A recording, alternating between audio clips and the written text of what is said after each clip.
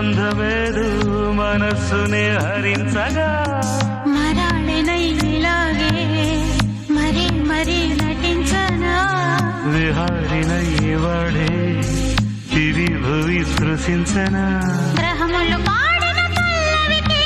జాబిలి ఊగెనులే కొమ్మలు దాకా